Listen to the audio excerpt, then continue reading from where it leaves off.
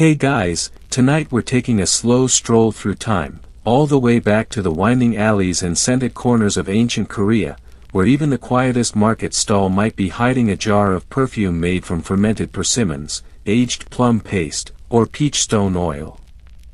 You walk the cobbled path just as dawn is breaking, your feet brushing over scattered rice husks. The scent hits you before you even round the corner, part incense, part something sweet, sour, and unmistakably fruity, like someone left a basket of apricots out in the sun a little too long. That's not rotting fruit, though. That's perfume. Ancient Korean perfume. It's a world where your sense of smell has a job to do, where elders judge your upbringing by the fragrance lingering on your sleeve, and nobles compete over who can ferment a pear the longest without it turning into compost. And yes, you're going to get some on your nose. Now, before you get comfortable, take a moment to like the video and subscribe, but only if you genuinely enjoy what I do here. Also, let me know in the comments where you're listening from and what time it is for you. I love seeing how far we travel together. Now, dim the lights, maybe turn on a fan for that soft background hum, and let's ease into tonight's journey together. You shuffle forward into the sleepy chaos of a morning market in late Joseon Korea. Narrow lanes are jammed with low tables stacked with curled herbs, glassy persimmons, and simmering earthenware pots.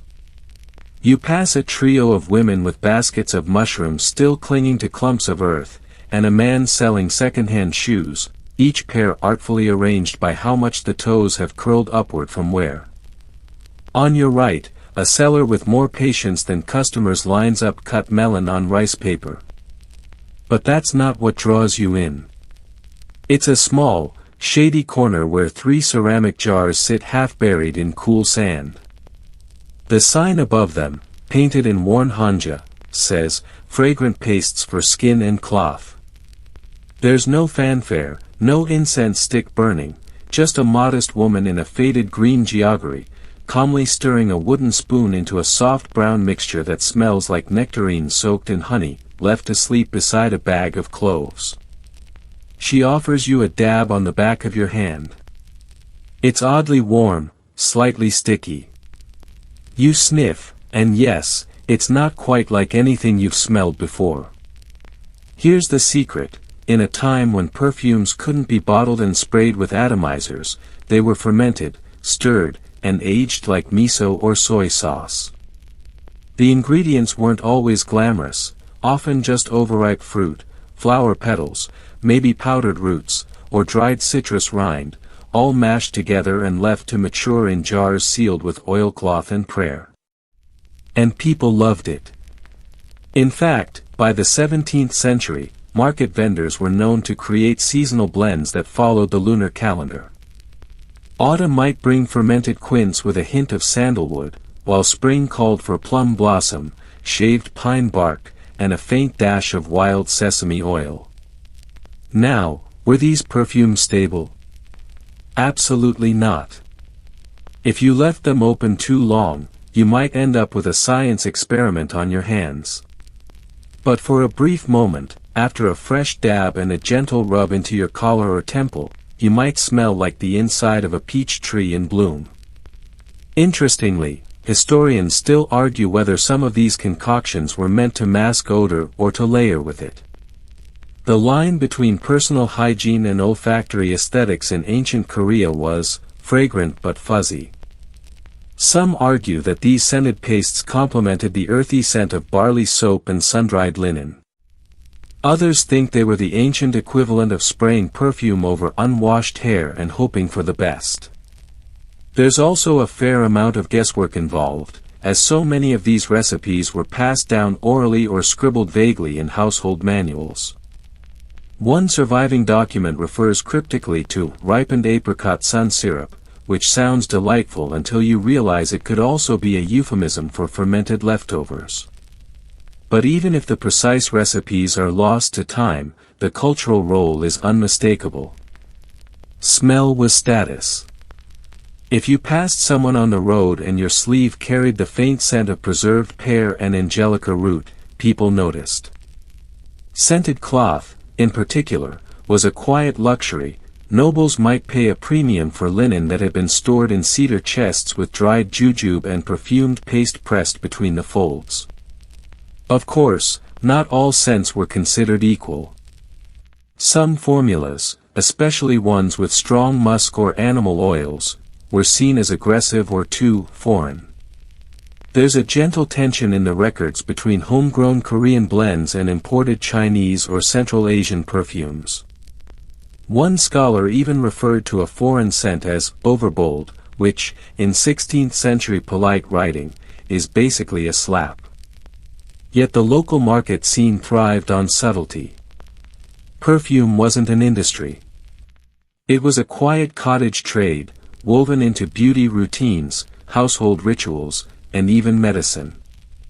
A paste rubbed behind the ears might be calming, or aphrodisiac, or simply help keep the mosquitoes away while you pretended not to eavesdrop on your neighbors. And you're still standing in that stall, the sun now climbing lazily into view, warming the street like a slow kettle. The seller smiles at you with a knowing look, hands you a little scrap of mulberry paper dotted with her best seller, 3 Fruit Harmony. It smells like aged pear, dried citrus peel, and some mystery ingredient she won't name. You slide it into your sleeve pocket, where the scent will slowly release with your body heat all day long. You continue wandering, but that scent stays with you, gentle, fermented, oddly alive. And you realize, you've just taken your first step into the strange, sticky world of ancient Korean perfumery. You've barely made it a few steps down the market lane when a new smell cuts through the air, sharper this time, like a bruised apple mixed with vinegar and something vaguely floral. It's not unpleasant, just unexpected. You glance around. No food stalls. No incense. Just people. People who, for better or worse, smell like they've been marinating gently under the morning sun. That's when it dawns on you, in ancient Korea, everyone kind of smelled fermented. Not rotten, just gently sour. Like fruit preserves that forgot to preserve. And honestly, that was the goal. Hygiene in Joseon-era Korea was pragmatic, fragrant, and occasionally sticky. Daily baths weren't always practical, especially in colder months or in mountain villages where fetching water involved a 45-minute uphill walk with a yoke strapped across your shoulders. So instead, people leaned into layering their natural scent with something more socially acceptable: fermented fruit mixtures, herbal rubs, and pastes made from ingredients that sounded suspiciously like dessert toppings. The process began with whatever fruit was cheapest and most available. Persimmons were a favorite, not the crisp kind you slice with a knife, but the gooey, overripe ones that squish in your hand like a warm jelly. Those, combined with dried chrysanthemum petals and maybe a splash of rice wine, were mashed into a paste and aged in ceramic crocks. The result? A golden brown goo with notes of honey, citrus, and a whisper of mustiness that somehow felt cozy. You apply a dab to your neck. It smells like a grandma's pantry and a fruit orchard had a quiet argument. But not all smells were welcome. Smelling too clean, like you just dunked yourself in cold stream water, was considered unusual. A little funk was expected. It meant you worked. That you were real. But too much funk. Now you were just rude. So people walked the olfactory tightrope, sweetened with fermented fruit, balanced by herbal ash, neutralized with ground sandalwood or roasted barley. Historians still argue whether these scenting practices were rooted in medicinal beliefs or more about masking daily life's bodily side effects. Some sources suggest fermented fruit pastes were believed to promote circulation or ward off colds, especially when rubbed into the temples or wrists. Others think it was simply a form of deodorant that didn't require mint or musk, just a willingness to age a pear in your kitchen cupboard until it smelled interesting. And then there were the clothes. You didn't just wash your hanbok, no, that would be far too modern. You sun-dried it, sometimes over piles of aromatic wood or herbs, and then stored it in sealed wooden chests lined with fermented scent sachets. Clothes themselves were little time capsules of scent, each fold steeped in the quiet memory of plum blossoms or aged apricot.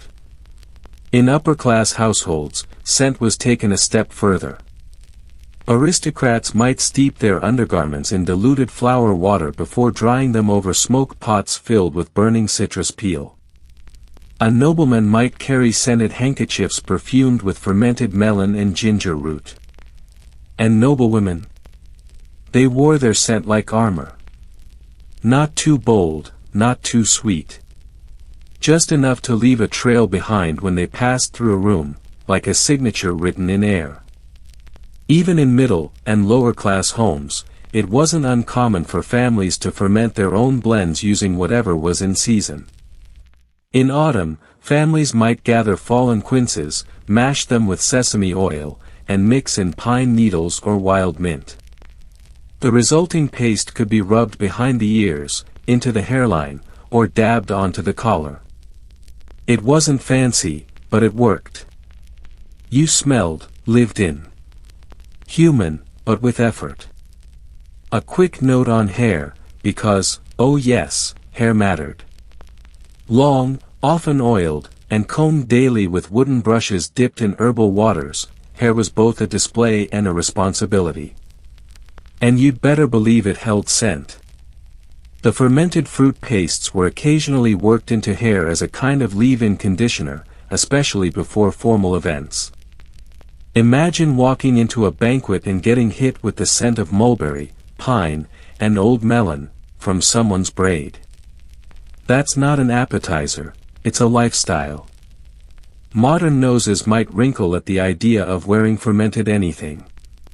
But remember, this was before mass-produced alcohol-based perfumes or factory-made soaps. Fragrance came from what you could grow, crush, and wait on. It was slow scent. Intimate scent. The kind of smell that clung not to your clothes, but to your story. You pause near a stone well where two children are playing with paper boats. Their grandmother sits nearby, peeling persimmons and dropping the skins into a jar that's already half full of something golden and gooey. She looks up, catches your curious gaze, and chuckles softly, as if to say, "Ah, you're just learning what makes a person smell right around here." And here's the twist, even now, centuries later, some traditional Korean skincare products still echo this practice, using fermented fruit extracts, aged ginseng roots, and herbal decoctions in creams and toners. Science has replaced superstition, sure, but the principle is unchanged. Sometimes the best things for your skin were already rotting in your garden.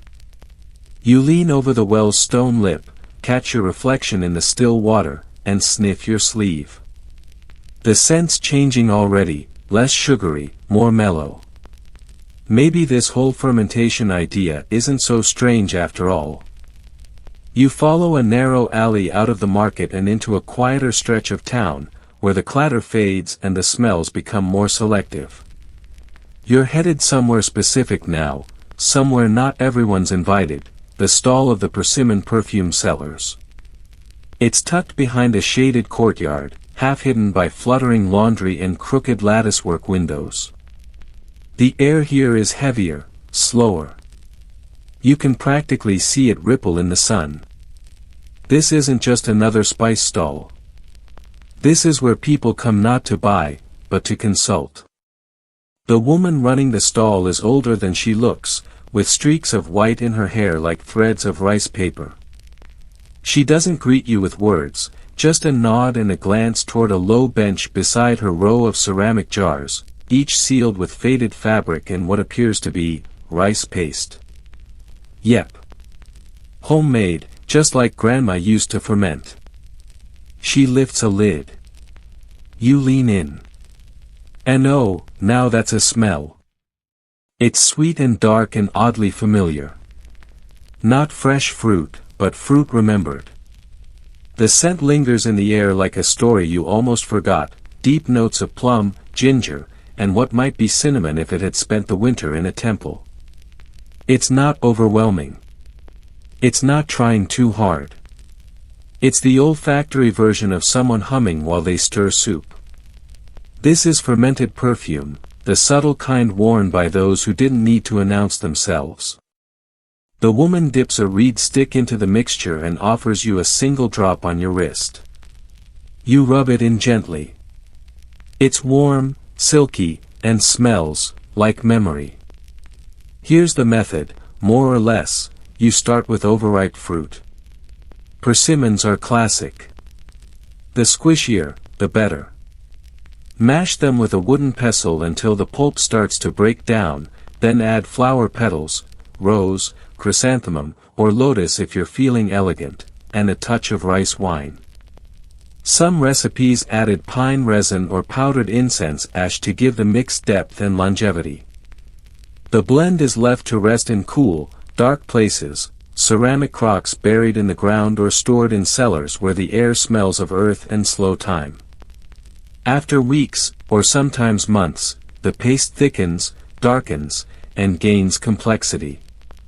Some even described it as having mood. That's right. Your perfume didn't just smell different, it felt different depending on the weather, the hour, or how long it had been nestled against your skin. Historians still argue whether certain additives were used for scent or for superstition. For example, a common ingredient was dried seaweed ash, believed to calm the spirit. Others used powdered deer antler, not for smell but for the symbolic boost to vitality. Did it work? No one knows. But it definitely made the jars more expensive. You notice how the seller labels each jar not with a name, but with a small poem. One reads, 3 winds after rain. Another says, first apricot dream. These aren't just scents. They're moods. Ancient Korean perfumers had already cracked the code of emotional branding before the West even figured out how to bottle lavender. You try another blend. This one is more playful, brighter notes, like citrus rind and young pear, but still underpinned by something earthy and musky. The seller watches your face carefully, not smiling, just waiting to see if you understand. You nod slightly. You get it. And here's a fringe detail for you. Some sellers whispered that their best blends required exactly 21 turns of the stirring spoon clockwise, and 13 counterclockwise. Not for science. For balance. Yin and yang in a jar of gooey, aged fruit. You're not here to judge. Once you've sampled a few dabs and your wrist smells like a dream sequence at a farmer's market, the woman carefully rolls a sheet of mulberry paper around a thumb-sized pot and ties it with twine. You've earned your own perfume paste, subtle, fermented, and 100% bespoke.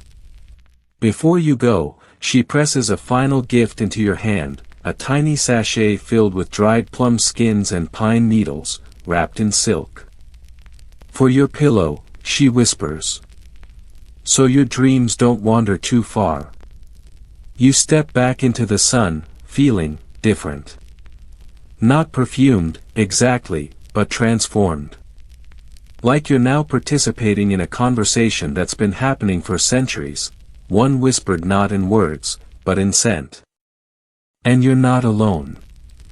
Scent was a shared language in ancient Korea. The upper classes might have access to finer ingredients, ambergris from foreign traders, distilled oils from imported herbs, but even the humblest households understood the quiet power of smelling just right. Children learned from their mothers. Travelers carried tiny scent jars tied to their belts. Lovers exchanged cloth squares dabbed with the soft sweetness of aged plum. You pass a young couple sitting under a ginkgo tree, heads bent close. He lifts her hand, sniffs her sleeve, and smiles. She shrugs modestly. You catch a whiff as you walk by. Persimmon. Definitely persimmon. Well played. You leave the market's hum behind, your little pot of fermented perfume safely tucked into your sash, and make your way toward a stately courtyard. You're about to enter the private world of a Yangban household, the scholarly aristocracy of the Joseon era. Here, behind carved wooden doors and layered gates, lives a different kind of perfume culture. One that's formal, ritualistic, and just a little obsessive. The outer gate creaks as you're waved in by a quiet, stone-faced servant. Inside, it's hushed. Even the birds seem to chirp more politely here.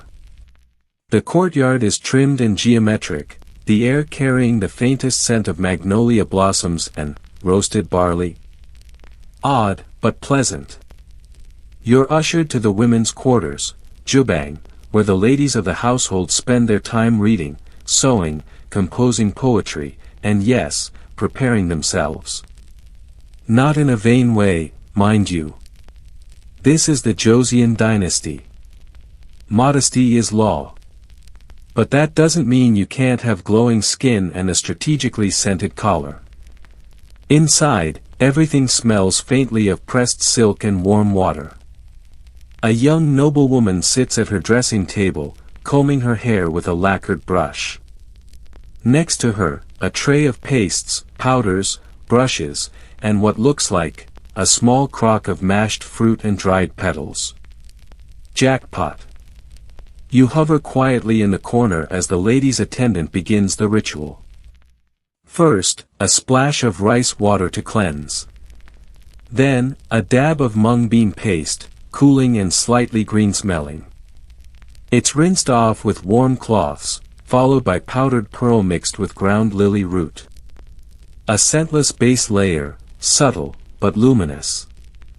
And now comes the good stuff. A little clay jar is opened. You recognize it immediately, fermented fruit paste. This one is darker, thicker than what you saw in the market. The scent is richer too, deep plum, aged clove, and something spicy, maybe cinnamon bark or dried ginger.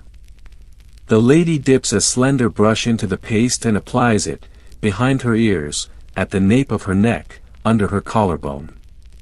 Not too much. Never too much. This isn't about overpowering anyone. It's about being remembered just enough. Historians still argue how much of this routine was aesthetic versus medicinal. Some suggest the fruit blends were cooling in summer, warming in winter, and protective against bad air, a concept blending miasma theory with traditional beliefs about qi and illness. Others think it was just habit, passed from mother to daughter, reinforced by etiquette and subtle social pressure. A fringe detail, though. Some manuals mention storing scent in the hair, suggesting that noblewomen would comb fermented paste into their braids before rebinding them. Over time, the scent would mature with body heat and release slowly throughout the day. It was, essentially, an organic diffuser built into your hairstyle. There's also the matter of clothing. The lady's inner collar has already been brushed lightly with a muslin pad soaked in the same paste. When she fastens her jiagari, the scent nestles close to her skin. By the time she enters the main hall for tea with guests, she'll carry the scent like a second personality, one that says, yes, I smell like a small orchard, and yes, I read Confucius in the original Chinese. And you? You're handed a silk towel infused with a junior version of the same scent. A sort of guest-grade blend, softer, more floral, less fruit-forward. Still lovely. You press it to your face and inhale. If you weren't already sleepy from the warm air and soft linens, this would probably do the trick. Down the hallway, another room hums with quiet activity. Inside, 3 women gather over a steaming bowl. They're preparing a new batch of perfume paste, stirring slowly with long-handled spoons. The base today is overripe pear, mashed until the fibers collapse into mush. Ground cinnamon bark is sprinkled in, followed by a little powdered ginseng root and sesame oil. The scent is sweet and sharp, like a dessert that could also double as medicine. Which, frankly, it probably is. One woman grins and offers you the spoon to stir. You take it. The paste resists at first, then yields. It's heavier than you expect, sticky and rich. Stirring it feels like folding time. You imagine how many hands have done exactly this, across decades, generations, all in pursuit of that perfect, sleepy scent. A dog barks somewhere in the courtyard. A bird lands noisily on the tiled roof. But inside this room, time slows down. Every motion is circular. Every breath carries plum and pear and quiet intention. Before you leave, the attendant hands you a small scroll. Inside, a grooming guide written in neat hanja. It outlines when to apply scent, always after cleansing, where to apply it, never on the soles of the feet, that would be gauche, and how much, less is more, unless you're trying to impress your in-laws. It's part etiquette, part alchemy. And one line stands out, a true scent is not smelled, but remembered. You tuck the scroll into your sash and step back outside, the faintest trace of fermented plum still clinging to your sleeves. The air is warmer now. Your head feels lighter. The whole courtyard seems to exhale with you. You exit the noble courtyard with the scent of fermented plum trailing behind you, soft and persistent like a lullaby stuck in your collar. The breeze picks up slightly, carrying distant hints of pine and rice smoke. You pass under a row of flowering trees, maybe magnolia, maybe pear, and follow a narrow dirt path toward the edge of town, where fewer people walk, and the landscape becomes more rural, more experimental. Here, tucked away beneath an overhang of straw and crooked tiles, is something a little stranger, a little less refined, a low workshop where someone is grinding peach stones. Not the fruit. The stone. That hard little nugget at the center that most people toss away without a second thought. But not here. You crouch to get a better look. A teenage boy is seated cross-legged in the dust, rhythmically grinding the tough seeds against a slab of stone. The resulting powder is fine and slightly oily. It smells faintly of almond, with a note of something deeper, wood smoke. Apricot. Danger. This is peach stone pomade, and it once had a brief but fascinating moment in the Korean scent world. Historians still debate whether it was ever widely used in perfume, or if it was more of a regional fad passed down from some quirky uncle who swore it kept the scalp warm. But for a brief period during the later Goryeo and early Joseon dynasties, recipes survived that mention powdered peach stone as a base ingredient in fragrant salves. One theory is that the stone was prized not for scent, but for texture.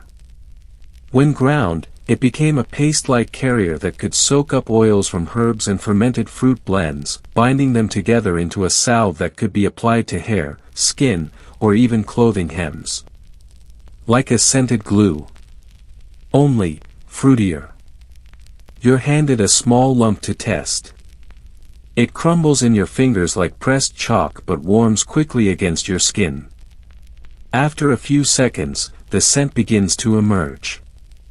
Soft, powdery, nut-like. It doesn't scream perfume, but it hums something like, "Please notice me," but gently. Of course, there's also the mildly alarming detail: peach pits contain trace amounts of amygdalin, which can release cyanide when metabolized.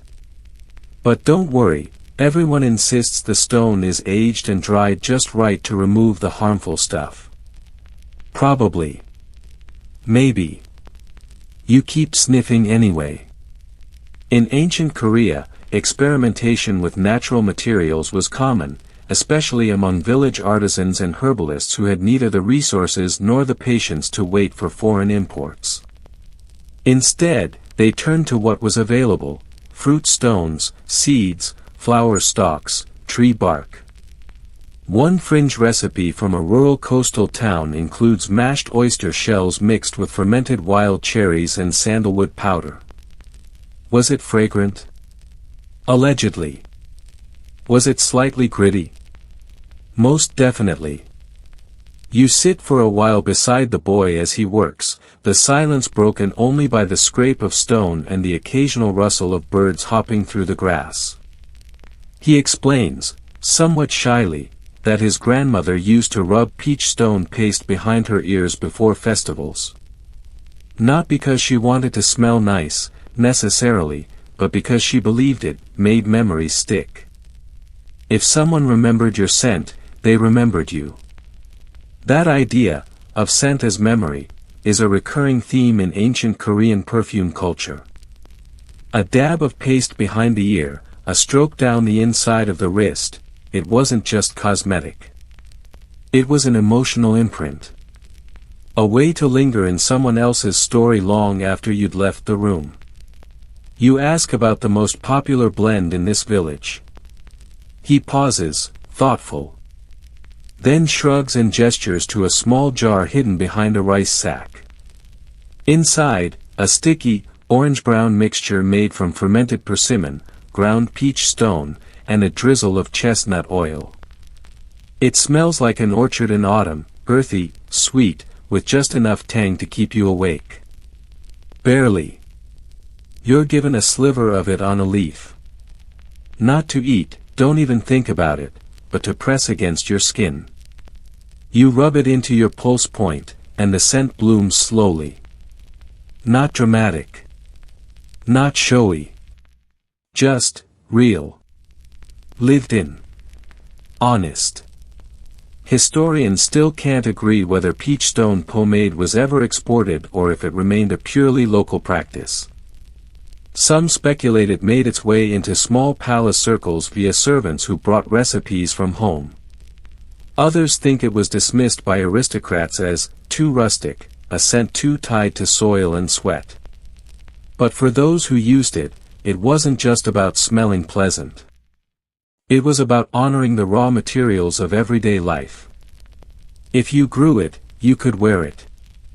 If it fell from a tree, it was fair game. And honestly, there's something soothing about that philosophy. A kind of soft economy of scent. No flashy packaging. No marketing slogans. Just a fruit, a stone, a bit of time, and the patience to stir until it smells like a memory worth keeping. As you rise to leave, the boy hands you a small wrapped bundle of the peach stone blend. For walking, he says. You don't ask what he means. You just nod and tuck it into your sleeve. The scent will follow you now, just a little. Like a companion. Like a whisper. You follow the curve of a wooded path, now lined with chestnut trees and low stone walls, leading away from Joseon and winding back in time. A little deeper, a little quieter. You're traveling not just in space now, but in history, several hundred years earlier, to the Silla Kingdom, where the roots of Korean scent culture took hold in unexpected places. The Silla era is a different rhythm entirely. Fewer scholars, more warriors. Fewer rigid etiquette books, more artistic flourishes and whispered Buddhist prayers carried on incense smoke. You're standing now in the open courtyard of a monastery built into the side of a hill, stone pagodas stretching skyward, cicadas buzzing sleepily in the background. You're not here for prayer, though. Not exactly. You're here because monks, as it turns out, were some of the earliest scent connoisseurs on the peninsula. At first glance, that seems unlikely.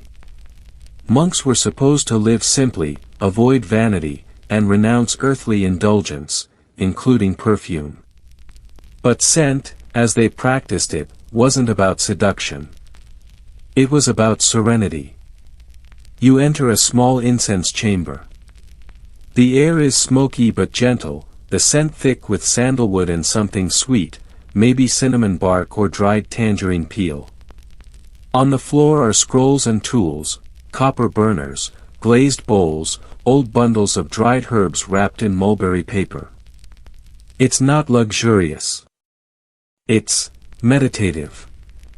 Monks use natural scents to accompany rituals, burning woods, boiling herbs, even fermenting fruit in sealed jars as part of cleansing practices. In fact, one Satire manuscript mentions blessing the skin with a preparation made from fermented quince, rubbed lightly over the chest during purification rites. You try it now, just a drop from a ceremonial jar. The scent is sharp at first, almost vinegar-like, but quickly mellows into something rich and citrusy. It feels like inhaling the memory of sunshine. You close your eyes for a second longer than necessary. Buddhist monks believed in fragrant karma, the idea that good intentions, like good incense, linger after the source is gone. A beautiful notion. Smell becomes memory, memory becomes prayer. Historians still argue whether monks truly fermented fruit intentionally for scent, or if these were byproducts of medicine-making practices that happened to smell amazing. Some suggest that anything fruity or floral in a temple was considered spiritually symbolic, not practical. Others believe the line between medicine, fragrance, and ritual was simply blurred. And why not? You're sitting in a space where 3 pickled plum jars sit beside prayer beads and handwritten sutras. But it wasn't just monks who scented the air. Royalty during the Silla kingdom, especially queens and noblewomen, had a thing for scent. A quiet thing, of course. No dramatic perfuming. Just gentle, seasonal fragrances worked into personal grooming. And in a period when Korea's 3 kingdoms were vying for power, wearing a scent that aligned you with spiritual purity or natural harmony. That wasn't just aesthetic. That was political branding. You move into a shaded garden within the monastery, where a woman in plain robes, likely a noblewoman on retreat, is seated beneath a persimmon tree. She's not praying. She's peeling fruit. She explains, gently, sleepily, that she's making seasonal paste for a mid-autumn gathering. It's a simple recipe: fermented persimmon, dried lotus petals, crushed mung bean. Nothing overpowering. It should smell, she says, like a moment that might pass. You help her stir. The paste is orange gold, thick as jam. She presses a little into a cloth and folds it into a triangle, tucking it into her sleeve. For the journey home, she murmurs. Here's a fun aside. One fringe text from the period describes scenting the horse, wherein a rider would smear fermented fruit paste along the saddle straps to avoid the smell of leather and sweat during long trips. Did it work? Hard to say. But it definitely made for a memorable ride. You wander now to a bathhouse, not for bathing, but for steaming. Steam chambers were popular among Silla nobility, and aromatic steam treatments were all the rage. The fruit-scented paste, sometimes enriched with pine or citrus, would be rubbed onto the skin before entering the chamber. As the steam opened your pores, the scent would penetrate deeper, lingering for days. You try it, because why not? It's humid, fragrant, and surprisingly relaxing. Your skin tingles, your thoughts slow, and that fermented quince smell now feels like a lullaby sung in citrus. Afterward, you sit beneath a tree, skin slightly damp, clothes infused with the faintest notes of fruit and bark. There are no cosmetics here, no bottles or sprays. Just the soft echo of natural ingredients left to do their slow, sleepy work.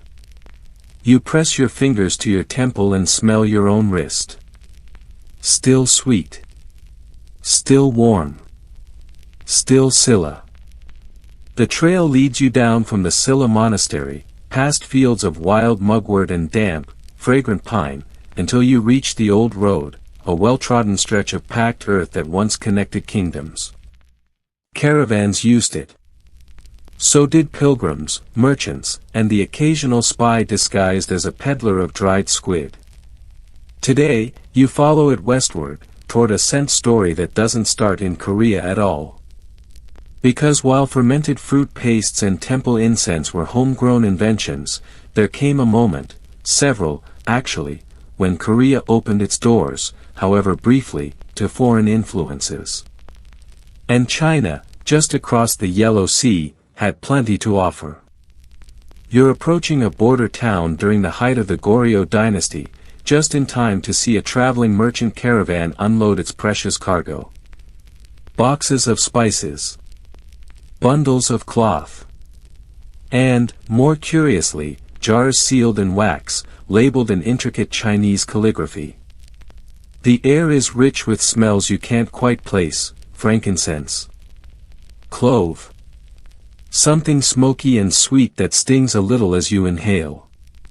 A crowd gathers as a merchant opens one of the jars.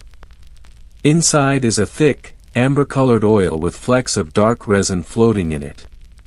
From Song, China, he announces. Distilled from cassia bark and aged over sandalwood ash.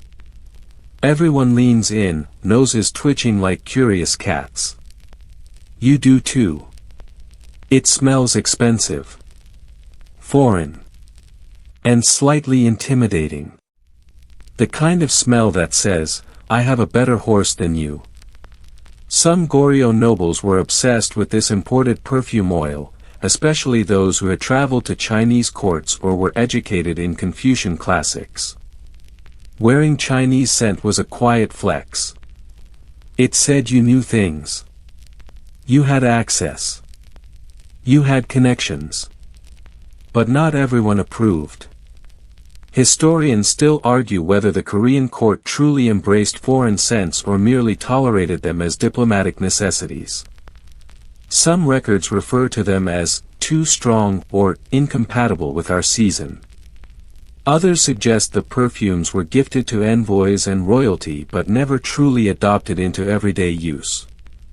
One Goryeo queen, apparently unimpressed with a jar of imported clove oil, referred to it in her diary as sharp and spirit-clinging, which sounds less like a compliment and more like a subtle curse.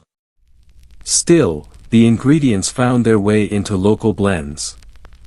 Distillation techniques, introduced through trade, changed how Korean artisans handled scent. Instead of just fermenting, they began infusing. A paste might now be soaked in rose water or boiled with cinnamon bark to release deeper layers of fragrance. You watch a local perfumer, and part-time brewer, drop flower petals into warm rice wine, stirring until the petals nearly vanish. This, he explains, is how you wake up the scent. You nod solemnly, as if you weren't just thinking it smells like someone spiced up their moonshine. A fringe innovation that emerged during this time. Scented ink. You're handed a brush and a scroll. The ink, made from soot and cassia infusion, carries a faint scent that releases when dry. Not enough to perfume a room, but just enough that a message would carry your presence with it, even after you'd gone. Imagine, a love letter that smells like cinnamon and cherry wood. Better than emojis. There were politics in these imports, of course. Using foreign scents wasn't always about style. It could also be a statement. A way to show allegiance, or defiance. Royal courtiers might wear Chinese perfume to curry favor with trade envoys, or as part of official ceremonies that required proper international appearances. You pause beside a pavilion overlooking a river where musicians rehearse for a diplomatic banquet. Even from here, you catch the drifting scent of something floral and unfamiliar. Perhaps a jasmine blend, introduced from the south. The musician closest to you adjusts her hairpin, and as she does, a tiny sachet tucked into her sleeve releases a soft note of orange blossom. The cross-cultural exchange wasn't one way. Korean-style fermented fruit pastes began to travel outward too, carried by Buddhist monks, herbalists, or curious nobles on diplomatic missions. One account tells of a jar of fermented plum paste gifted to a Song court official, who reportedly dabbed it on his fan and declared it as fragrant as poetry at dusk. Either he really liked it, or he was trying not to start an international incident. Back in the marketplace, you sample a hybrid blend sold by a vendor who describes his wares as half Goryeo, half heaven. His secret? Fermented apricot blended with powdered sandalwood and just a whisper of imported myrrh. The scent lingers long after you leave his stall, like a song you don't quite remember the words to. And that's the thing about this era, it was all about layering. Local scents built atop foreign notes, gentle fermentation over sharp distillation. A perfume might begin in a Korean orchard and end in a Chinese temple. Or vice versa. The result wasn't confusion, it was complexity. You walk away from the town, the sky dimming into soft gold.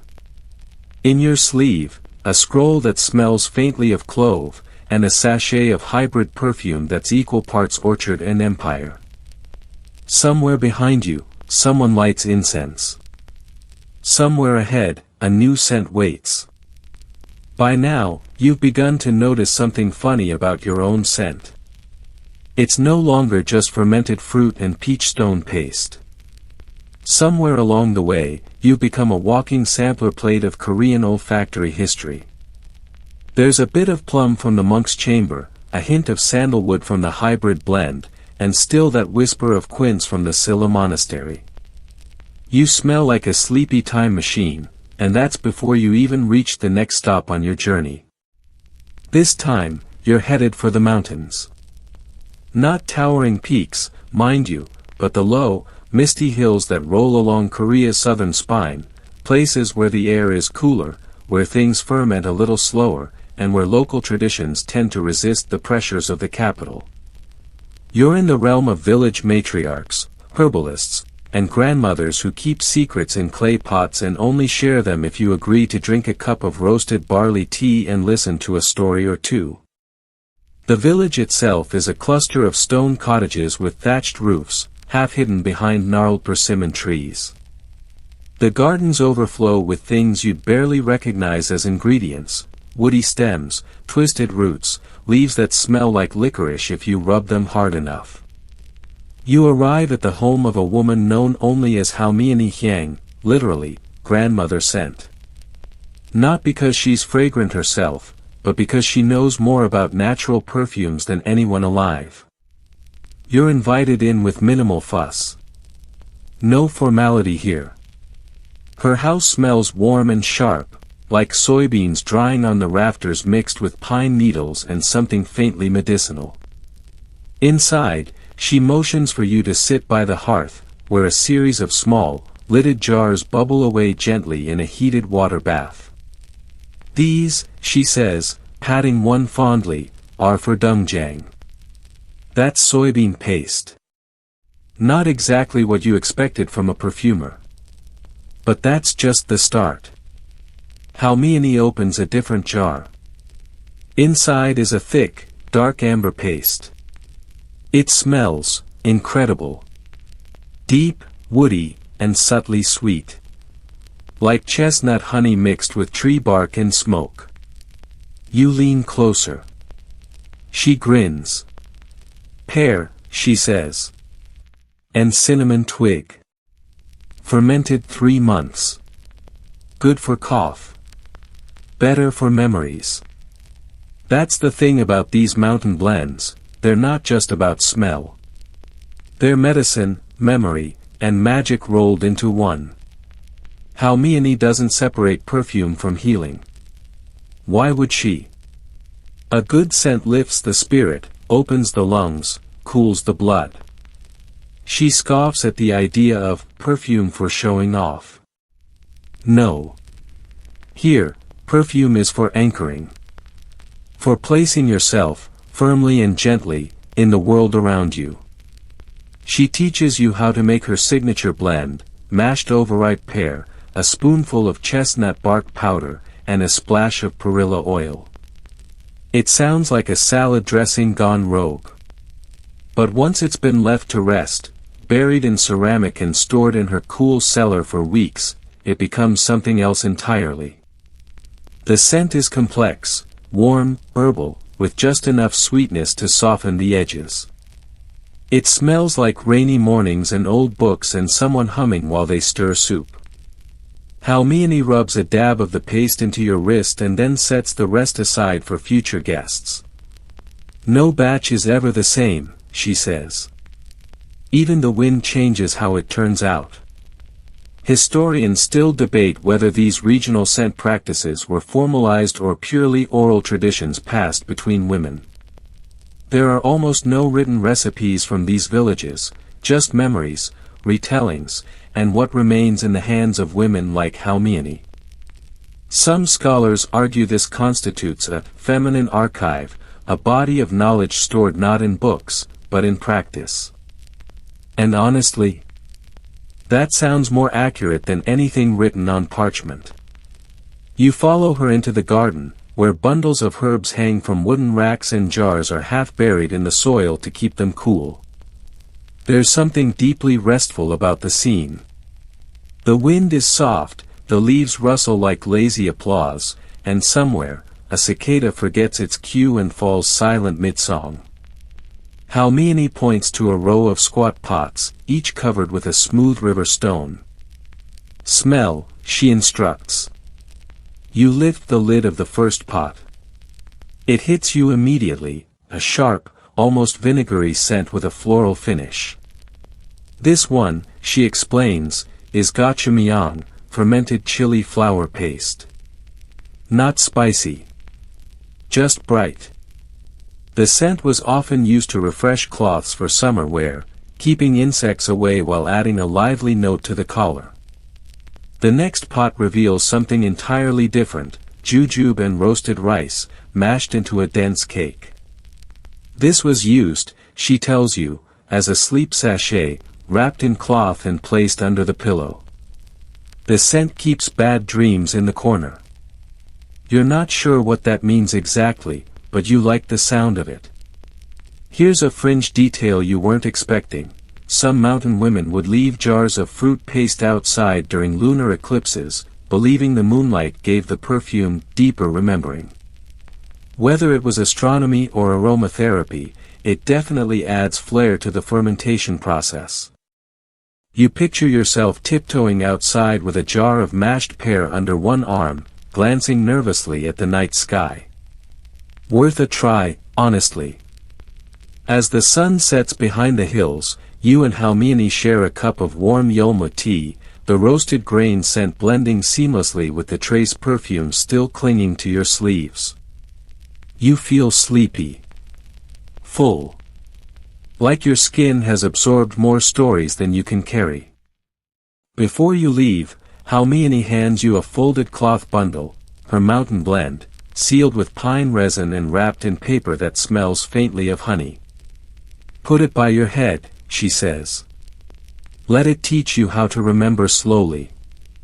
You bow low, then again, and begin your walk back toward the road.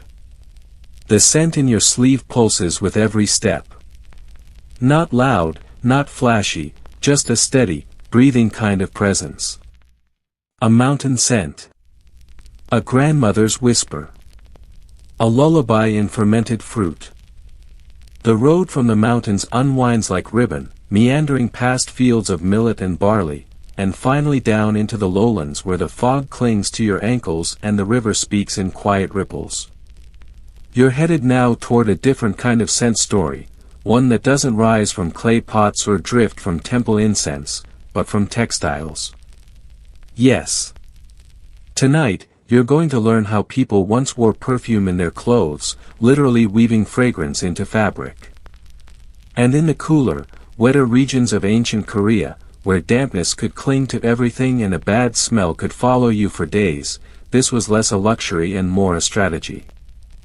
You arrive at a riverside town known for its natural dyers and cloth softeners. Not silk merchants or brocade weavers, those were for the palace. These people work with hemp and ramie and cotton, fabrics rough to the touch when raw, but made wearable with time, patience, and, surprisingly, scent. You step into one such dye house, where steam curls like soft handwriting from open vats. The air smells herbal and sour, but not unpleasant. Inside, long bolts of cloth are being soaked, massaged, and hung from wide wooden racks. A woman waves you over. Her hands are stained soft green from mugwort extract, and she grins as she wrings out a length of cloth that smells like sweet hay and vinegar. This, she says, is summer wear. Keeps you cool. Smells like you mean no trouble. You nod, as if that makes immediate sense. She explains further. In this town, cloth isn't just cleaned, it's cured. Soaked in mixtures of fermented fruit water, dried herbs, flower petals, and even ashes from pine cones or burned chestnut shells. The point isn't to overpower the senses, but to layer the garment with a quiet personality. Some fabrics were meant to whisper as they moved. Others carried scents designed to release only when warmed by body heat. You're shown a shallow vat where fabric rests in a mixture of fermented plum water, chrysanthemum petals, and the slightest touch of burned bamboo ash. This solution, you learn, was especially prized in the rainy season, fending off mildew and the unpleasant odor of dampness that could haunt an outer robe for weeks. Practical? Yes. But also poetic. Because what's more comforting on a wet morning than clothing that smells like a drying orchard? Historians still argue how widespread this practice was. Some claim it was limited to aristocratic homes with the time and means to ferment large batches of rinse water. Others point to regional records suggesting common households did it too, if not for perfume, then for ritual, or even pest control. A bit of fermented pear water could freshen bed sheets, preserve baby clothes, or be tucked into burial wrappings. And here's a fringe detail that deserves a moment: some garments were scent-coated by season. A spring tunic might carry plum blossom infusion. Summer cloth, pear or cucumber water. Autumn, roasted rice or jujube. Winter, cinnamon leaf and aged apple. Your entire wardrobe became a calendar you wore on your shoulders, one scent at a time. The woman leading you around now picks up a tunic drying on a bamboo rod and lets you bury your face in it. You breathe in. It's soft, comforting, vaguely sweet, with a faint trace of smoke. The kind of smell you'd expect to find in a lullaby. Or a grandmother's drawer. You ask how long the scent will last. She shrugs. A week. Maybe 2. But the memory stays longer. You believe her. She shows you the cloth she's preparing for her daughter's wedding. It's been rinsed 3 times in fermented apricot water and laid out in the sun for a full moon cycle. This is for the inner layer, she explains. So she doesn't forget where she came from. You don't ask if that means literally or emotionally. It's probably both. You're handed a small swatch of scented fabric to carry with you, a leftover corner from a bolt too short to sell. It smells like roasted barley and chamomile. Sleep cloth, she says. Put it under your cheek. Later, as you leave the dye house and step back into the fading light, you notice something odd. The scent clings to your sleeve, your skin, even the inside of your mouth, faintly. It's not unpleasant. It's just present. Like a voice murmuring a story you haven't heard the end of yet. As you walk back through the village, you pass other homes where women beat cloth with flat paddles, stretching fibers and releasing fragrance in small puffs. Others hang strips of mulberry paper soaked in rosewater and fermented fig along their doorframes, not just for luck, but to scent the breeze. Even the children here seem to understand the value of smell. 2 little boys run past you, their sleeves stuffed with pine needles. One yells, "I smell better than you," and the other shouts back, "Yeah, but I smell like autumn victory." You're not sure what that means, but you hope it catches on. Before the sun slips completely behind the hills, you sit for a moment by the riverbank. The water is calm, the evening wind cool and round. You pull the cloth from your sleeve and breathe in again, barley and chamomile, sleep and warmth, a whole lifetime tucked into one square of dyed fabric. Clothing, here, isn't just something you wear. It's something you carry with your body. A story in scent. A kind of memory foam for the soul. And as you close your eyes, you wonder what your clothes might say, if only they'd been cured in apricot, rinsed in rose, or soaked under a harvest moon. You rise from the riverbank slowly, your joints crackling like old paper in the cool evening breeze. The scented cloth still cradled in your palm seems to grow warmer the longer you hold it, as if it remembers the hands that dyed it. You tuck it carefully into your sleeve and begin to follow the moonlit road back toward the village, but tonight's journey takes a turn into the unexpected. You're headed toward a coastal town now, small and weathered, with roofs streaked in salt and winds that smell perpetually of dried fish and seaweed. Not exactly the sort of place you'd expect to find refined fragrance culture, but that's what makes this next chapter so quietly delightful. Because while inland villages were soaking fabric in fermented fruit water and mountain women were mashing quince with chestnut bark, these seaside dwellers were doing something entirely different. They were smoking their scent into everything. You arrive just as the tide is pulling out, and the last light of dusk turns the ocean into wrinkled silk. A cluster of homes clings to the cliffs above the beach, each one with a chimney puffing a sleepy spiral of smoke into the indigo sky. You knock at a low wooden door, and an older man opens it with a smile that smells like pine and sea salt. "You're here for the clothes?" he asks, as if that were the most obvious thing in the world. You nod, of course. He leads you into a room half filled with drying racks and hanging garments, each one caught in the curling smoke of a small brazier set low to the floor. The scent hits you like a lullaby wrapped in cedar bark. It's deep, earthy, just a little sharp, with notes of burned citrus peel and fermented tangerine skin. "These are smoke-cured garments," he explains, gesturing toward a row of robes turning gently on a line. "We soak the cloth in pear or persimmon first, then we hang them in the smoke hut for a day or two. Not to dry. To season. Seasoning clothes. Like you would a cast iron pan. Somehow, that makes perfect sense. You get the sense that this is more art than science. No exact measurements. Just instinct, repetition, and an ever-present breeze that changes the recipe every evening." The man opens a small tin filled with what looks like dried citrus rinds and wild pine twigs. "This is today's fire," he says. "Yesterday was mugwort and plum bark.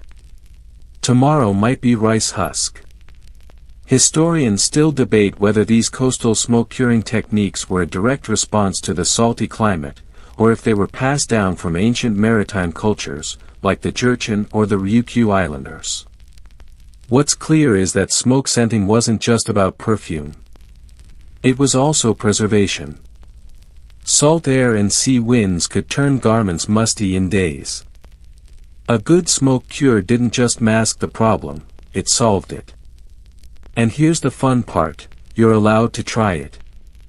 You're handed a plain cotton undershirt, freshly soaked in fermented pear water and faintly damp to the touch.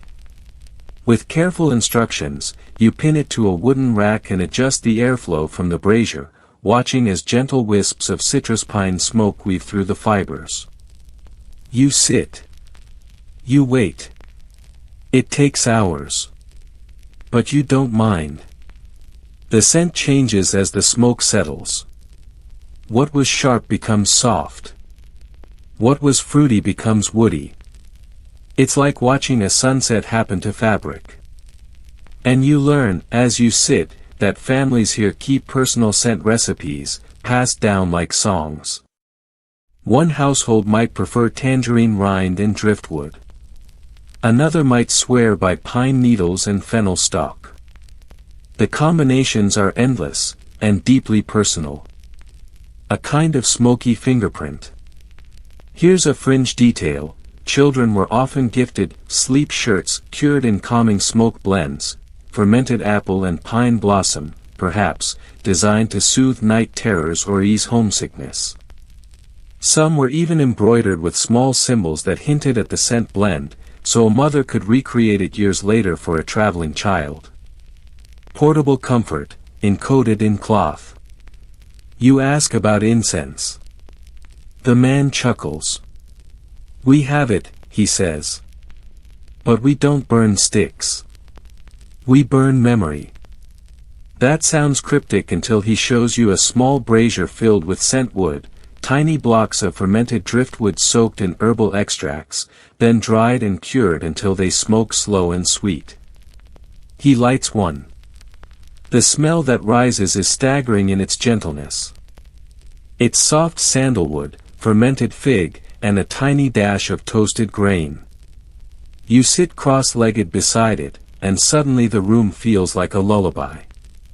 The light is low. The clothes turn slowly on their line like sleepy dancers. Historians still argue whether these scent techniques were exclusive to clothing, or if they extended to the skin. Some suggest villagers would briefly step into the smoke hut after bathing, letting their hair and garments absorb the perfume. Others think it was purely for garments, an invisible armor against the world, sea wind, and sadness. You're offered a smoke-cured shawl before you go. It's a light brown, with dark hems and a scent like baked citrus and warm wood. You drape it around your shoulders and feel, well, not dramatic, exactly. More anchored. Like you've been wrapped in something made of history and breath. As you walk out into the night, the wind off the ocean lifts your new shawl and fills the air with the quiet perfume of driftwood, fermented pear, and old comfort. It doesn't shout. It doesn't try to impress. It simply follows you, like a loyal companion, all the way up the hill. You pause. Inhale. Exhale. It smells like home, whether it's yours or not. The road grows darker now, lit only by a sickle moon hanging low in the sky and the soft glimmer of lanterns swaying outside village homes. But you're not turning in yet, not tonight. Because nestled between the sea and the mountains, in the quiet folds of the land where roads end and footpaths begin, lies a different kind of scent story. One not made from fruit or fire, but from the body itself. Tonight, you're headed into the world of personal scent rituals, the quiet, everyday habits ancient Koreans used to manage their own natural aroma, with a little help from fermented fruit, powdered roots, and botanical intuition. You arrive at a small house near a lotus pond, where a group of women sits under a paper lantern, combing their hair with long wooden pins. Their conversation is soft, rhythmic. Every so often, one dips her fingers into a shallow dish filled with a thick, golden paste and massages it gently into her scalp. This is fruit oil hair balm, and it's where your lesson begins. The mixture, fermented peach water, crushed sesame, and just a whisper of cedarwood, is warm to the touch and sticky like syrup. When massaged into the scalp, it releases a soft, fruity scent that deepens the longer it sits. Not overpowering. Not meant for others. Just enough to feel like you're carrying a little orchard in your crown. One of the women hands you a comb. She shows you how to part your hair, slowly, carefully, and press the balm just behind the ears and into the roots. This keeps your spirit calm, she says, and your neighbors happy. Here's the secret: ancient Koreans believed personal scent wasn't something you hid. It was something you managed. Carefully, respectfully. A balance between nature and intention. And here's where it gets quirky. There are records of people applying fermented pear mist under their arms using cotton cloths soaked and stored in ceramic jars. Not daily. Just before festivals, temple visits, or meetings with in-laws. Pear was considered cooling, ideal for reducing fire in the blood, which was often blamed for unpleasant odor. Historians still argue whether these daily rituals were born from medicine, modesty, or some beautiful blend of the two. One camp sees them as practical hygiene, primitive deodorant, essentially. Others believe it was about creating a kind of harmony between body and environment. If you walked through a plum orchard, your body should smell like plum. If you visited a temple, you should leave behind a trace of sandalwood and rice flour. Not out of vanity, but reverence. A young woman invites you into the house and shows you her toiletry kit, a lacquered box filled with little compartments, each holding a different blend: apple blossom powder, fermented melon water, pine ash paste, crushed ginkgo nuts. She lifts each to your nose like a sommelier with ancient skincare. You try the ginkgo blend first. It's earthy and strange, with a faint sweetness that blooms slowly like a memory unfolding. She tells you it's used behind the knees. For sitting gracefully, she says, as if scent could change your posture. Maybe it can. Another woman shows you a sleep ritual. Before bed, she applies fermented apricot balm to her temples and just beneath the collarbone. To soften the night, she murmurs. It smells faintly of sunlight and candle smoke. You try a bit. It tingles slightly at first, then melts into warmth. And it wasn't just women who practiced these rituals. Men, too, had their versions, though often framed in terms of vigor, clarity, or honor. One recipe from a 16th-century herbal compendium details a blend of fermented plum, powdered deer antler, and pine tar applied to the chest and wrists before battle or debate. Whether it helped is up for interpretation, but it certainly left an impression. There's even evidence that certain scent blends signaled marital status. A mixture of fermented quince and rice flour, when applied in specific patterns along the neck, could indicate that a woman was recently wed, or awaiting a marriage proposal. Imagine Tinder, but your fragrance swiped first. A fringe practice worth noting: some believed scent should never be layered. You were allowed one blend per day, lest the aromas argue with one another and confuse your chi. One wrong pairing, and your scent might wander, a polite way of saying people would start to avoid sitting next to you. You sit now with the group, hair combed and balm gently warming your scalp. Someone starts humming a lullaby, and another begins to braid flowers into a strip of cloth soaked in fermented apple mist. It's for a baby's pillow, they explain. To help with dreams. The air is thick with subtle perfume now, not from any single source, but from dozens of quiet rituals coexisting. You feel your shoulders relax, your heartbeat slow. It's as if scent has turned the house itself into a resting place, walls stitched with fragrance, time moving like syrup. And just before you leave, they press a small packet into your palm. A personal blend, they say. Custom to you. Inside, fermented peach, a dash of pine blossom, and a crumble of roasted grain. You dab it onto your neck. It smells like dusk and early memories. A little earthy. A little bright. You walk away glowing, softly, scentfully, the way a story lingers after the final line. The night deepens around you, the sky now thick with stars, distant and steady like ancient truths. You walk slowly, your steps muffled by dew-softened earth. The packet of personal scent tucked inside your sleeve seems to breathe with your pulse, and for a while, you forget where you were headed. That's okay. In this next part of the journey, losing the path is part of the story. Because tonight, we step into the world of ritual scent spaces, places designed not to hold people, but to hold fragrance. Not quite temples. Not quite bathhouses. Something in between. You find one nestled at the edge of a pine forest, a square pavilion made of dark wood, open on all sides, raised on a platform of stone. No lanterns here. Only moonlight and the gentle shimmer of dew on the roof tiles. You're beckoned inside by a figure in simple robes, who bows and gestures to a small brazier already glowing in the center of the space. Welcome to the Fragrance Hall, or Hyangjeon, as it was sometimes called. These were uncommon structures, but they did exist, especially during the late Goryeo and early Joseon periods. Not places of worship exactly, but of alignment. Where scent and stillness met. Here, people would come not to speak, but to breathe, sitting silently while a carefully composed fragrance unfolded in real time. Your host lights a cone of aged wood soaked in fermented fig extract and lays it in the brazier with a small copper tool. The smoke rises slowly.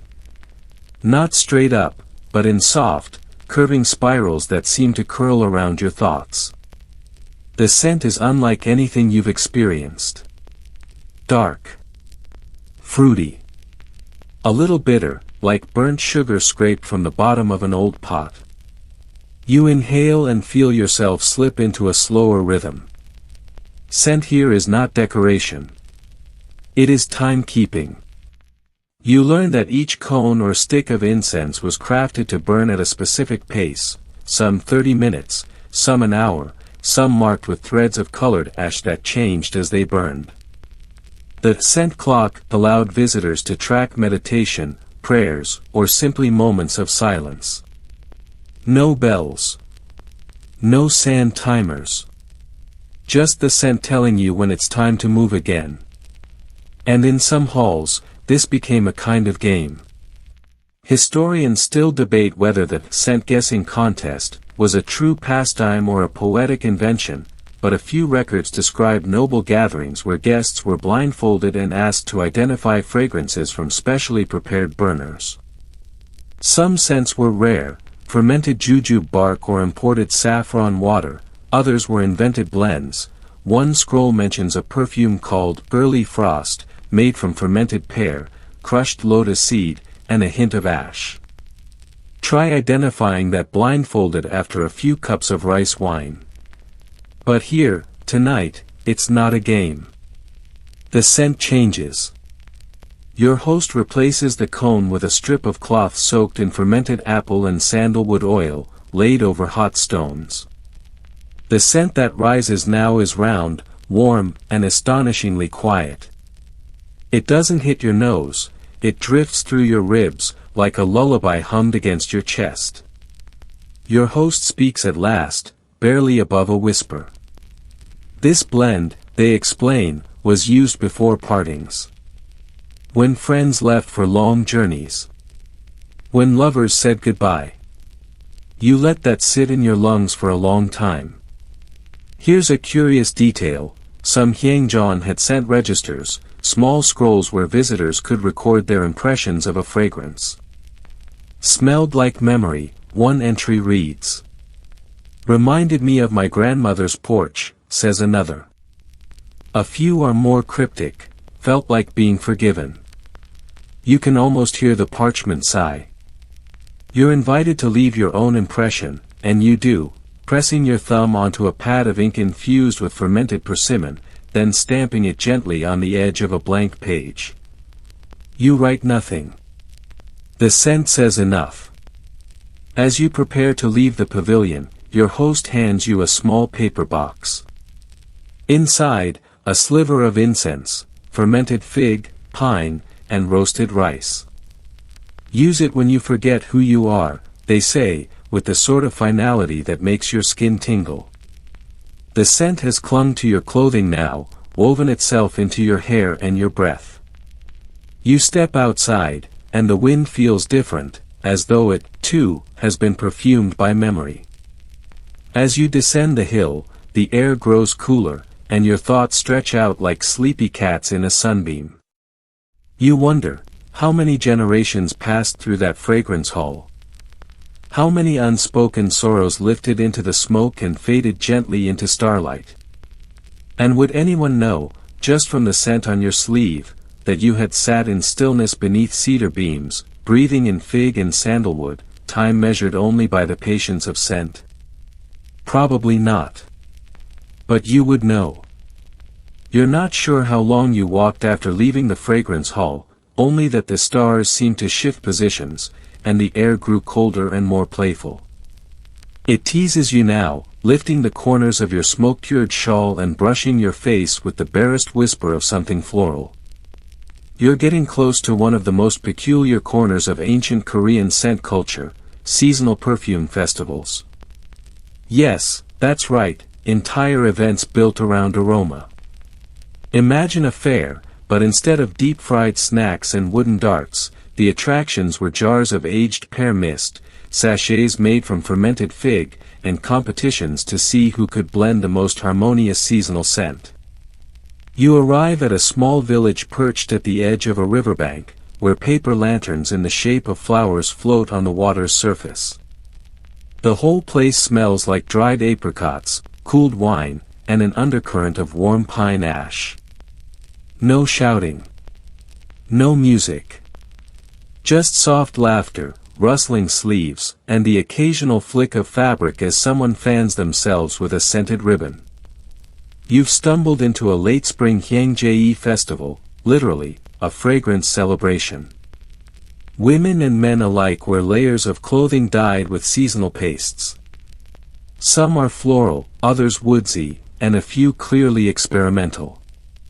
You pass a young man whose sleeve smells like grilled plum skins and roasted barley, and another whose sash carries notes of aged tangerine rind and a hint of salt.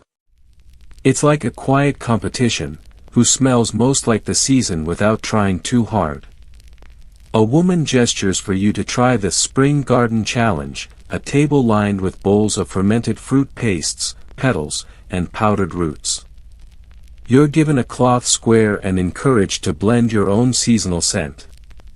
You lean over a bowl of fermented apple and clove and feel your stomach hum. Another bowl smells of cucumber skins and mugwort, a strange combination, like someone trying to smell both clean and mysterious at once. You decide on fermented peach, crushed lotus petal, and just a pinch of toasted rice powder. The result? A surprisingly warm, sleepy scent that makes you think of blankets drying in early sun. You fold the cloth and slip it into your sleeve, proud of your creation. Here's where things get unexpectedly competitive. There's a scent walk underway, dozens of festival goers parading slowly around the lantern-lit square while others walk past and try to guess their blend. It's oddly soothing, watching people lean in politely, close their eyes, and murmur guesses like quince and ash or fig and pine cone blossom. It's less about being right and more about the poetry of trying. Historians still debate how formal these festivals really were. Some think they were elite pastimes, hosted in palace gardens. Others argue they were far more grassroots, village events celebrating harvests, season changes, or simply an excuse to share the local innovation in scent. Either way, the records don't lie, scent was social. One fringe practice worth noting: during these festivals, some participants carried aroma stories, small scrolls tied to sachets that described where the scent came from, or what memory inspired it.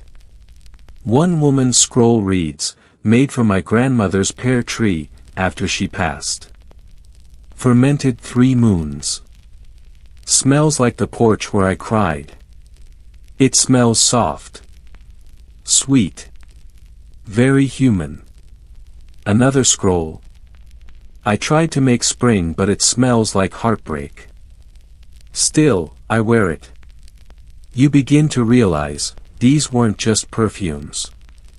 They were diaries you could smell. You're invited to sit by a low table where festival elders burn strips of scent-infused paper as offerings. One explains that each strip represents a wish carried into the wind, some for good health, others for forgiveness, or strength, or clarity. The scent, they say, helps the wind know which wish belongs to which soul. It sounds ridiculous. It also makes perfect sense. You're handed a blank strip and asked to write something, anything. You write, to remember slower. Then dip the strip in fermented pear mist and cinnamon water before handing it over. It burns slowly, the smoke winding upward like a promise not in a rush. As the festival winds down, you sit beside the river where lanterns drift gently past. Each one carries a sachet inside, a tiny, floating perfume boat. Some smell like summer arriving too early. Others like tea and old pine. One smells exactly like the inside of a library. You lie back, eyes half closed, and let the scents drift across you.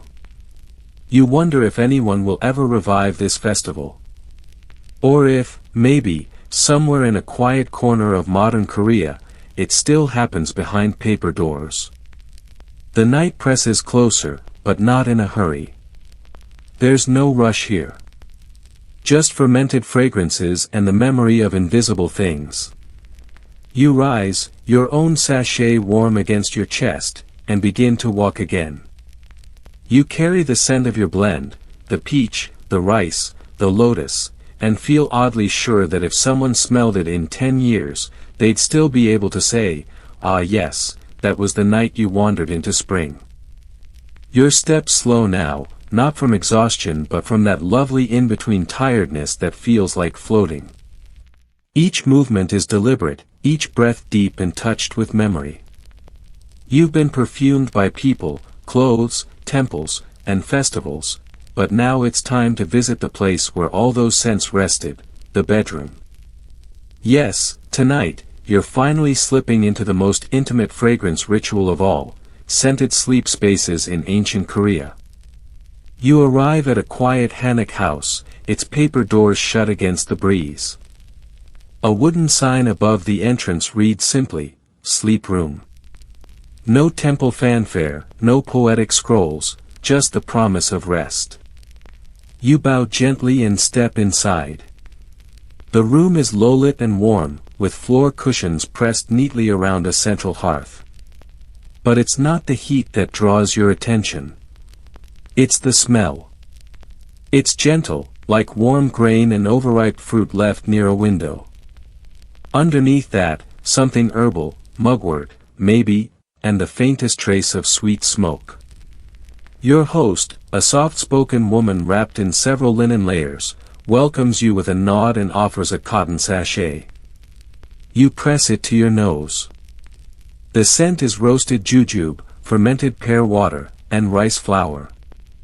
Bed sachet, she explains. For sweet dreams.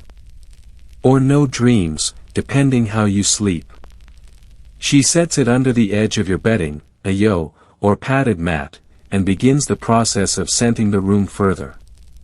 First, she ladles a small amount of steamed plum mist into a stone dish near the hearth, letting the vapor curl slowly upward. Then, she burns a few crushed grains of fermented barley and dried apple rind on a small copper plate. The scent that follows is warm, faintly nutty, and deeply calming, like the scent of toasting bread and old wood. These aren't luxury gestures. They're rituals. Embedded into daily life like brushing teeth or tying one's sash.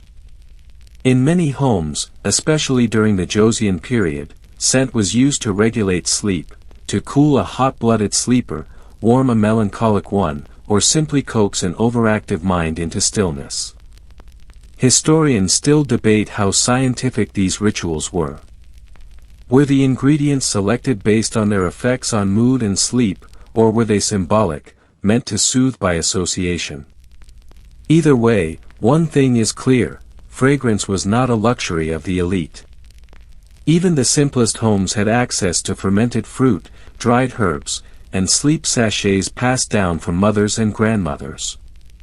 Here's a curious fringe detail: some sleepers scented their hair pillows, known as mock-tack, those curved wooden headrests, by rubbing them with a cloth dipped in fermented plum or apricot water. The idea wasn't just to fall asleep to a pleasant aroma, but to wake up with it still clinging faintly to your senses. A memory to carry into the day. Your host shows you her own sleep blend: roasted millet, fermented fig water, and a touch of pine ash. It's stored in a silk pouch that's been opened and resealed so many times it looks like a folded piece of wind. She presses it into your palm. "For the dreamless nights," she says, as if that were something valuable. As you prepare to lie down, she brings out a folded cloth, urimui, or the sleep cover, dyed in fermented apple skin and rubbed with mugwort balm. It smells like childhood, if childhood were made of steam and orchard branches. She smooths it over you and gives one final instruction: breathe through the scent. And so you do. The cloth warms quickly against your skin, releasing a slow bloom of fragrance with each exhale. You feel your shoulders drop. Your jaw unclench. Time softens. The line between breath and memory disappears. You remember, a mountain grandmother with pine resin paste. A coastal smoke-cured shawl. A blindfolded scent contest. A river festival with aroma scrolls. A pavilion filled with silence and figwood smoke. All of them are here now, layered like incense on your skin. You roll onto your side and catch another wisp of fermented jujube, this time deeper, sweeter. You wonder if the sleep sachets change scent through the night. Like dreams. Or like the moon slipping through your window at a different angle. Some families even wrote poems on their sleep sachets, short lines sewn into the hem or painted in plum ink on the inside. Your host shows you one passed down through her family. The ink has faded, but you can still read it. Sleep, soft as wind. Scented with what I wish to forget. You lie back down. And this time, you don't think. You just drift. Wrapped in aged fruit, cooled by herbs, folded into centuries of nighttime care, you become part of something unspoken, a sleep tradition not made of rules, but of rhythm. One that says, you deserve a night this soft. A scent this kind. A breath this deep. You wake slowly, not with a jolt, but the kind of gentle unfurling that happens when your mind has been floating just beneath the surface of sleep. The room is still. The scent of roasted barley and fermented jujube lingers in the air, no longer sharp, just a trace of warmth beneath the morning cool. But you don't rise yet. Not just yet. Because the story of scent in ancient Korea doesn't end with perfumed pillows or sachets under the bedding. No, it lingers through the soft light of morning and stretches into another ritual, a quiet farewell to the night, and a fragrant invitation to begin again. This morning, you're going to explore the final layer of the ancient Korean scent world, the cleansing and resetting rituals of dawn. Not a bath. Not a scrub.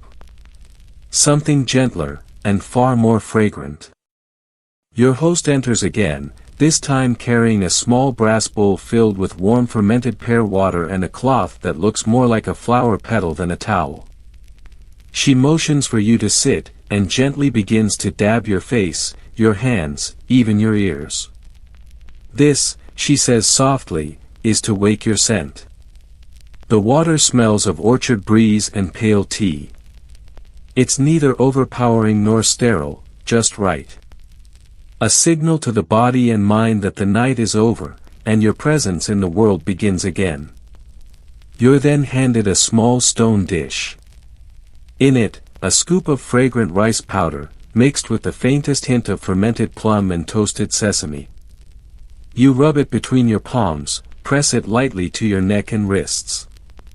This isn't meant to replace bathing, it's to layer a new day over the shadows of the old one. A scented punctuation mark between sleep and speech. Historians still debate whether this ritual was religious or purely practical. Some claim it originated with Buddhist monastics, who used scent to mark the passing of hours. Others trace it to folk practices, rural women rising early to gather herbs, wiping their faces with cloths soaked in citrus water before the first light reached the fields. A fringe practice sometimes mentioned in village scrolls involves sun tea scenting. Jars of fermented fruit, flower petals, and clear spring water would be set out at sunrise, left to warm slowly in the light. By midday, the liquid was gently dabbed behind the ears or brushed through hair, said to carry the sky into the body. If it rained, the scent would change, rainwater infused different tones. A daily, weather-based perfume. This morning, your host opens a jar of her own Sunty blend, fermented apple blossom and a single dried cherry. She dips a brush into it and draws a line across the inside of your wrist. Now, she says with a small smile, you can be seen. And just like that, you realize that scent here isn't for seduction or vanity or even hygiene. It's about presence. Marking where you begin and how you enter the world, softly, with intention, and a little fruit. You're offered breakfast, a bowl of warm barley porridge, sprinkled with pine nut shavings and topped with dried persimmon slices. Even the food carries a subtle perfume. The host notes with pride that the barley was stored in plumwood chests, a tradition meant to imbue the grain with a faint, comforting fragrance. You eat it, she says, and the scent eats you back. You sip tea brewed with roasted chestnut skin and aged fig water. It smells like the corner of a library and tastes like the first page of a good book. Outside, the village begins to stir. Children run with leaves tucked into their sleeves. A dog chases a scent trail of some imaginary prey. And somewhere, a woman is brushing her laundry with fermented pear mist before hanging it in the sun. You walk slowly through the courtyard, the scent of your own skin faintly sweet and warmed by your breath. You feel a little taller, not because anything has changed, but because you're now aware of the invisible cloak you wear, your presence, your past, your choices, and the plum blossom under your collar. And then, just as you reach the gate, the host calls out. She hands you a folded cloth, pale cotton, hand-stitched. Inside, a final parting blend, fermented quince, toasted rice, and a curl of dried mugwort. This is for your dreams, she says. Or your laundry. Or someone you miss. You bow deeply. The cloth smells like everything and nothing all at once. You tuck it into your chest pocket. And with that, you walk away, not perfumed in any dramatic sense, but marked, gently. You've learned not just how ancient Koreans made perfume from fermented fruit, but how they used it to soften life's edges, frame time, and whisper who they were into the folds of their clothing, their temples, their beds, their breath. You realize, scent is time. Scent is story. Scent is memory made touchable. And that memory, my friend, is now a part of you. So now, let yourself drift. Let your limbs grow heavy, your eyelids sink, and your thoughts dissolve into the sweet fog of fermented pear and roasted barley. The journey has ended not with a bang, but with a breath, a long exhale, scented with centuries of gentle ritual and quiet craft. There's nothing more you need to understand tonight. No final fact to memorize. No twist ending waiting behind the next corner. The roads you walked were winding, soft, and forgotten by time. And yet, you followed them. Carefully. Sleepily. With your senses wide open and your pace unhurried. Let that pace continue. Let the scent of jujube and apricot water wrap itself around you like a warm night breeze. Let your breath slow to match the hush of the rice paper door, the curl of plum mist, the rustle of a sachet beneath an old pillow. Maybe you're still thinking of that seaside shawl. Or the scroll with no words. Or the tea made from fermented sky. That's okay. Let them drift through you like incense, fragrant, fleeting, soft as lullabies. You are safe now. You are wrapped in everything that matters.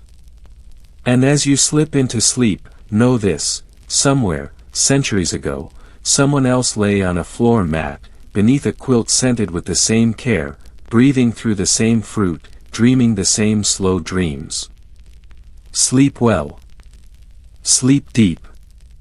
Sleep scented.